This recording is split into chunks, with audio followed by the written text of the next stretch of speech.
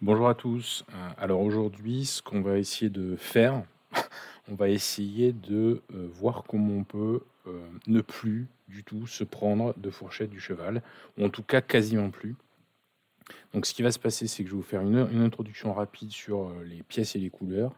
Ensuite, on va essayer d'apprendre comment calculer et comment voir la distance qu'il y a à un cheval. Ensuite, on va comprendre en fait pourquoi on se prend des fourchettes et comment les éviter. Et à la fin, si j'ai un peu de temps, je vous dirai, les 2 raisons principales, hein. La raison principale, c'est il y a une raison géométrique qui fait que vous prenez des fourchettes et il y a une raison probabiliste qui fait que vous prenez des fourchettes. Voilà, alors allons-y. Aux échecs, il y a 6 pièces. Bon, c'est pas énorme, hein, il y a 6 pièces, uniquement 6 pièces. Il y a 3 pièces qui se foutent royalement de la couleur des cases. C'est, la dame, la tour et le roi. Ils s'en foutent complètement. Pourquoi? Parce qu'en fait, elles peuvent aller sur toutes les cases, elles peuvent rester sur la même couleur autant de temps qu'elles veulent. Voilà, les tours, elles voient que les rangées, donc en fait, elles s'en foutent. Donc ces 3 pièces-là, l'échiquier pourrait être peint en vert ou en jaune, ça changerait absolument, rien à l'affaire. Par contre, il y a 3 pièces qui sont sensibles à la couleur des cases. C'est le pion, enfin les 3 pièces restantes, hein, du coup, hein, le pion, le fou et le cheval. OK? Alors le fou, c'est je pense c'est assez évident, vous comprenez, hein, un fou, il reste tout le temps sur sa couleur. Et donc du coup, il va pas du tout voir, il va pas du tout attaquer, pas du tout voir, toutes les cases qui ne sont pas sur sa couleur. Là, ce fou de case blanc, il peut aller très vite faire un échec au roi blanc, mais il peut rien faire contre le cavalier. En tout cas, il peut pas l'attaquer. D'accord? Le pion, un peu pour les mêmes raisons que le fou, le pion, même s'il se déplace, il a beau pouvoir changer de couleur, à chaque fois qu'il est sur une couleur, il attaque que des cases de cette couleur-là. Donc notamment, quand vous avez une chaîne de pions, alors peut-être qu'il faudra une vidéo pour ça, mais quand vous avez une chaîne de pions, ça change, énormément, en fait, l'évaluation dynamique que vous allez faire des fous, notamment. Parce que les fous, ils vont soit être bloqués et pas être assez libres, soit être complètement indépendants de la chaîne de pions, si par exemple là j'ai un fou de case noire, soit ils vont être très efficaces s'ils sont devant la chaîne de pions. Voilà. Et les chevaux, qui nous intéressent, aujourd'hui, vous allez me dire: «Mais les chevaux, on s'en fout de la couleur des cases puisque, il va sur toutes les cases, le cheval. Donc il est pas sensible à la couleur des cases, c'est pas possible». Mais si vous remarquez bien, en fait, il a pas trop le choix et c'est un peu comme le pion. Un coup, il est sur case noire, un coup, il est sur case blanche, ensuite il revient sur case noire, ensuite il revient sur case blanche et de même, les cases qu'il intercepte, elles sont de couleur opposée à la case où il est. Donc il y a un lien fort en fait entre, les cases, les couleurs des cases et le cheval. OK? On va aller un petit peu plus loin. Vous connaissez bien a priori, les cases que peut intercepter le cheval. C'est quoi ces cases? Ces cases, c'est si j'ai un roi ou une dame ou n'importe quoi d'autre sur ces cases, soit il est en échec, il doit partir, soit c'est une dame, elle doit partir. C'est les cases où c'est déjà trop tard en fait. C'est les cases qui attaquent déjà le cheval. D'accord? Celles-là, vous les connaissez bien. Maintenant, si on va un peu plus loin, un coup d'après, donc alors remarquez que là, le cheval, il est sur case noire, donc il met en échec des cases blanches. Maintenant, si on regarde le coup d'après, c'est-à-dire qu'on regarde, en fonction de la position de ce cheval, quelles sont les cases qu'il peut mettre en échec en un coup? Donc là, on va dire que ces cases-là, elles sont à 0 coup, il les met déjà en échec. Quelles sont les cases qu'il arrive à mettre en échec en un seul coup? Là, il y en a beaucoup plus, en fait. Il y en a même énormément, en fait. Les cases qu'il peut mettre en échec en un coup, s'il se déplace d'un coup, il va aller sur case blanche. Donc les cases qu'il peut mettre en échec en un coup, ce sont des cases noires. D'accord? Donc vous voyez que toutes les cases blanches, il ne peut pas les mettre en échec en un coup. Par contre, quasiment toutes les cases noires, il peut les mettre en échec en un coup. Donc toutes ces cases-là, ce que je vous ai mises en jaune, ce sont des cases où on peut se dire, ils sont à une distance de 1. Là, on avait les cases à distance de 0 du cheval. Là, on a toutes les cases, donc de la même couleur de la case du cheval, qui sont à distance de 1. Si je regarde toutes les cases en plus qu'il peut avoir en 2 coups, alors là, ça prend un peu plus de temps. Il va lui falloir faire un coup, il attaque les cases noires. Un deuxième coup, il va attaquer les cases blanches. Donc ça va être un ensemble de cases blanches. Je me rends compte de quoi? Je me rends compte qu'en fait, toutes les cases blanches, toutes les cases blanches de l'échiquier, il peut les atteindre en 2 coups. Donc quasiment toutes les cases noires, il peut les atteindre en un seul coup. Et toutes les cases blanches, il peut les atteindre en 2 coups. Alors bien sûr, vous allez me dire, mais ça c'est parce que ton cheval il est au centre. Et vous avez raison. S'il est sur le côté, toutes les cases qu'il peut atteindre en 2 coups, donc ça ce serait hein, toujours pareil, ça ce serait les cases qu'il peut atteindre en 0 coup, qu'il atteint déjà. Toutes les cases noires qu'il peut atteindre en un coup, elles sont moindres. Si j'ajoute toutes les cases qu'il peut atteindre en 2 coups, eh ben, on voit que ça prend, on va dire, jusqu'au centre de l'échiquier. Et un roi qui serait à distance, il sera à l'habit. Mais attention, il faut se méfier, ça va vite. Il suffit que le cheval se déplace un petit peu, et hop, ça se rapproche. D'accord? Donc là, maintenant, le cheval, il est sur case blanche. Donc, à un coup, il peut mettre en échec toutes les cases blanches qui sont jaunes, là. Et en 2 coups, il peut mettre déjà en échec toutes les cases noires. D'accord? Donc, à 2 coups, un cheval, on peut considérer que ça peut toucher toutes les cases, presque toutes les cases, sauf, si vous avez bien remarqué, sauf, il y a des trous, là. Il y a des petits trous, là. En fait, il y a des cases qu'il ne peut pas toucher. Donc ça, c'est des cases, si on arrive à se mettre là, bon, on va être moins assujetti aux échecs et aux attaques du cheval. OK?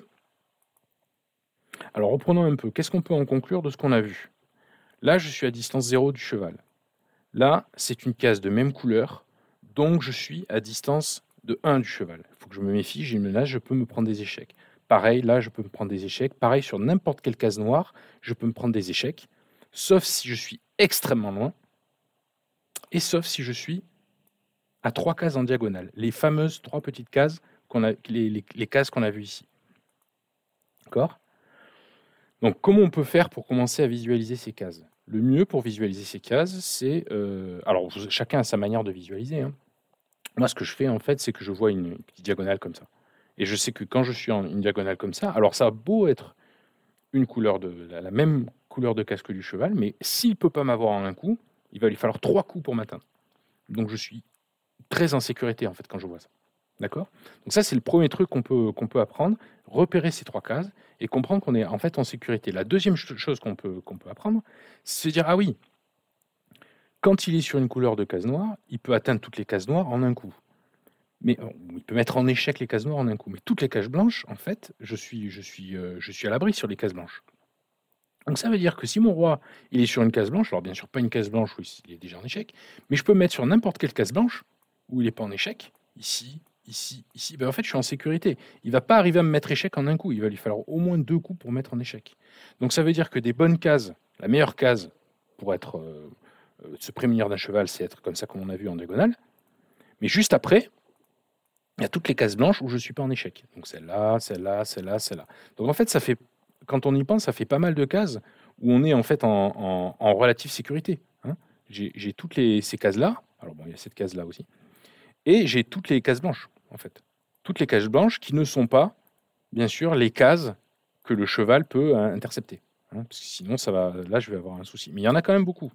Donc, soit je suis sur case blanche, c'est-à-dire sur case opposée de celle du cheval, et tout va bien, soit je suis sur ces fameuses cases et tout va bien.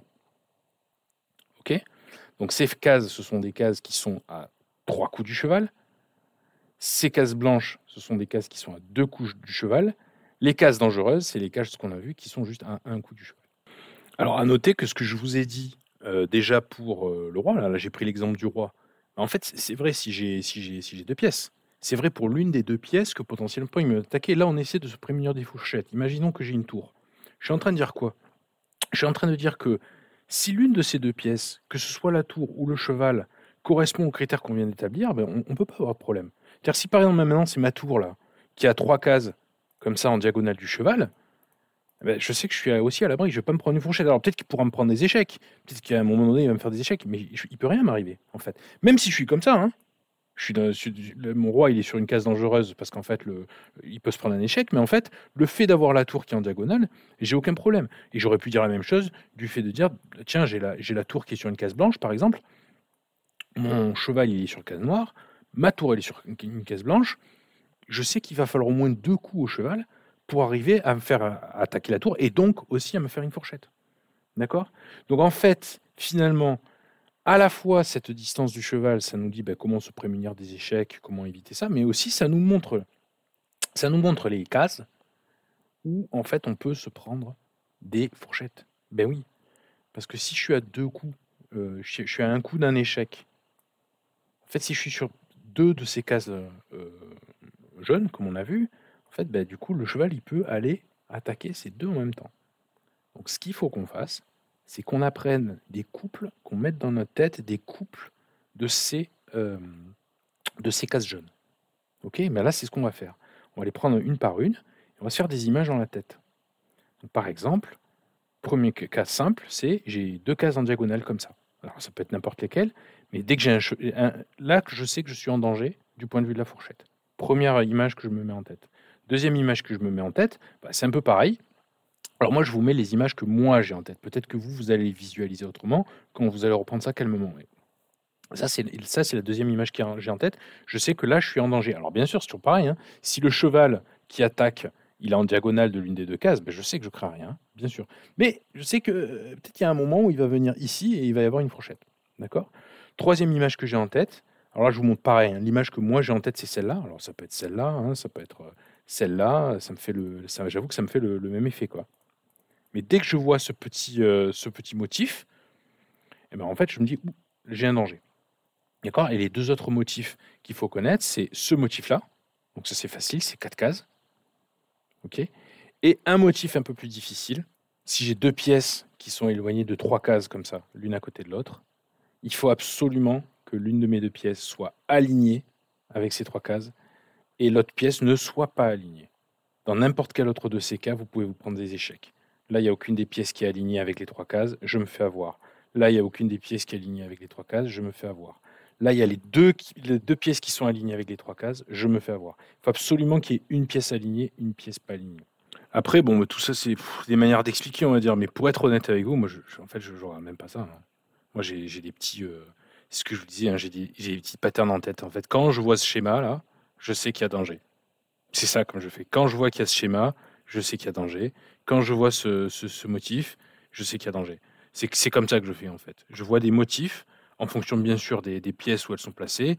Et à chaque fois, je regarde ça. Je vois ça, je vois le motif de la barre toute droite. Je vois ça, je vois le motif qu'on vient de voir. C'est ça que je fais, en fait. Je vois ça, pareil, le même motif s'affiche. Donc, à mon avis, si vous travaillez c'est pas immédiat, hein. J'ai pas dit que ça allait être, immédiat. C'est facile, c'est simple ce que je vous raconte, mais c'est pas immédiat. Mais si vous travaillez un petit peu ces positions, c'est sûr que vous allez beaucoup mieux vous en sortir. Voilà, le dernier petit truc que je voulais vous donner comme indication, c'est imaginons que vous êtes dans un cas, comme ça et donc il peut arriver et vous vous méfiez pas justement que, bah, le roi il est à une case de se prendre un échec. Réflexe, c'est vous allez attaquer le cheval et bim, on voit le petit motif qui se dessine et vous pouvez vous prendre une fourchette. Mais ce qui est intéressant, c'est de dire, mais imaginons que je suis en train de déplacer la tour. Sur combien de cases elle peut se tromper cette tour? Alors elle a plein de cases, hein, cette tour, elle est libre cette tour. Mais sur combien de cases elle peut se tromper? Bah, sur pas mal de cases en fait. Donc il va y avoir une fraction des cases où en fait soit elle va se faire manger, soit elle va se prendre une fourchette. Et cette fraction, quand on répète les coups, ça suffit. Imaginons que, bon, elle a 80 de chances de s'en sortir. Il faut absolument qu'elle s'en sorte, sinon on perd la partie ou en tout cas on perd l'avantage. 80 fois 80 ça fait 64. Donc 2 coups d'affilée, bah, faut pas qu'elle se plante de coups, elle a plus que 64. 64 fois 80, bah, là ça va faire, 512, 0,51. Donc ça descend à 0,5. 8 fois 4, 40. Ensuite, ça descend à 40. Ensuite, ça descend à 32. Donc en fait, il suffit qu'il y ait juste une fraction des cases de votre roue, de votre tour qui soient interdites. Comme ça va se multiplier, surtout qu'en fin de partie, ça va bouger, hein, les chevaux ils vont aller dans tous les sens. Mais en fait, votre probabilité de rester en vie, elle n'arrête pas de diminuer. Donc il y a vraiment un effet probabiliste. Donc bossez bien bossez bien ces cases. Bossez bien ces cases là où on se fait mettre en échec à un coup, qu'elles soient instinctives, qu'elles viennent directement dans votre esprit par des images et je vous assure que vous prendrez beaucoup moins de fourchettes du cheval. Voilà, j'espère que ça vous a été utile. À bientôt.